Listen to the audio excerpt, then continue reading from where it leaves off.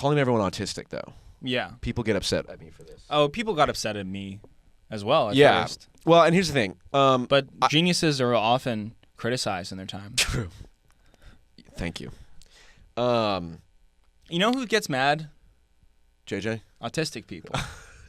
Because they're so autistic. Oh, well, what do I care? They're so autistic No, about the I will definition say- of autism because they're autistic that they can only view the definition of autism in one way. So when you try to schizoify the definition of autistic, they get really upset. Yeah, it's true. Schizos, when you call a schizo, they're like, They love whoa, it. what a great way to use the term. Yeah, that's what I noticed. Well, I will say this is my thought process. So I don't say the R word. I say artard. Or I try not to say it. I don't. But if I'm referencing it, I say artard. I think that's good. Well, I made my I have a family member who has Down syndrome, and I made a promise when I was very young to her mom that I would not use that word. And so it's solely a matter of like, I made that promise. Aw, I'm going to keep it. I know. that's I'm such a nice. good person. That's right? nice. I know. I can never do any wrong now because of that. So that but like Down syndrome, that's fairly clearly a disability. You know, like there's the Shane Gillis, like they're the happiest people ever. Yeah. It's like fair enough, but that one's pretty obvious. Autism is absolutely a double-edged sword that has a lot of advantages too.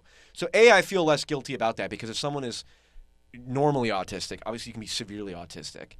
But if you're normally autistic, in no way is that an insult. And I don't use it. I don't say like, if something is stupid, that's autistic. I'm like, Yeah. I'm using it in a specific way. Yeah, like I am the very too, yeah. lateral or vertical. It's a way of thinking and talking yeah. and being. It's a whole way of life. It describes an entire pattern of thinking. Right. And there are autistic people who advocate for using the term autistic like an adjective instead of a mental illness or diagnosis. Yeah. So there And there's this debate is the within that. entire neurodivergence movement as Yeah, well. I true, mean, calling true. autism a mental illness, it's a double-edged sword. It Here's cuts what I'll both say ways. though. Here's what I'll say. The thing that does like make me go, okay, I have to really, you know, it's a thing about like, it's not that I'm not paying a price for this. It's that I'm willing to pay the price. But like, am I willing to do this? It's like I could imagine, and this could come up in real life. Like say I meet someone in real life, and they see my YouTube channel, and let's say they have kids, and their kids are severely, or one of them is severely autistic to the point where it's like really bad. That I would be like, fuck, I don't. That it sucks that they would see my channel and it would say why everyone who disagrees with me is probably autistic. Yeah.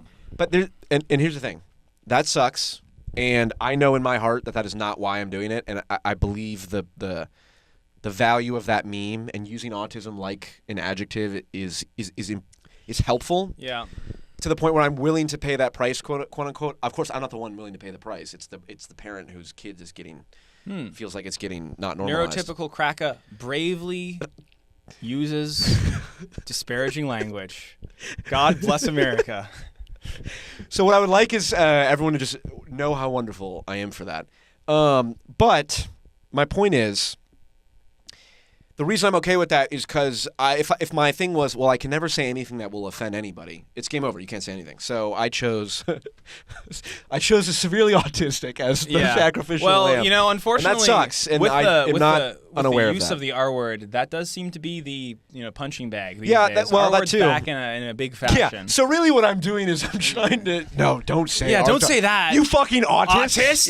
Yeah. Yeah. There's really, it's autism is so in vogue. Everyone's fucking got autism now. That's true. Neurodivergence People is in are right accusing now. JJ of having autism or JJ's ADHD autistic. or something. JJ is. I know. Listen, I'm not qualified to say this. JJ's autistic for sure. He knows too much. I disagree. You don't think so? I think he's more schizo. I think he's a There's schizo with an irony. autism mask. There's irony. No, he's a No. schizo with an autism mask. He's like what a schizophrenic would do if he was impersonating an autistic person. He's like, what do normal people like? Yes, Funko Pops. That's what's normal.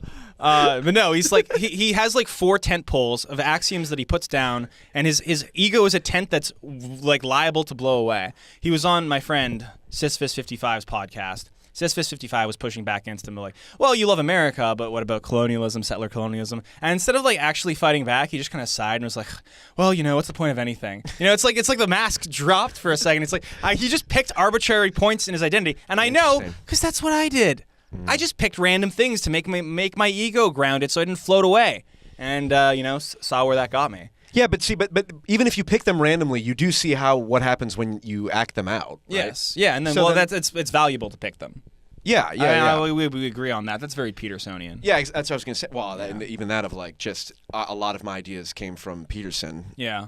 But then it was like but then I acted those ideas out, Right. and they have benefited me. Now that 10 years from now, it turns out that maybe if I go on Destiny's podcast or thing and say maybe Israel did 9/11, that actually has negative consequences long term rather than Well, positive. now you know. But I fucking doubt it. Life is a learning process. That's true. What was I gonna say about that? Because that's very interesting. Oh, I always looked at myself as Jordan Peterson. Like, what if I took everything he said about like a postmodernist and just lived it out, and was miserable, and that's what I've been doing.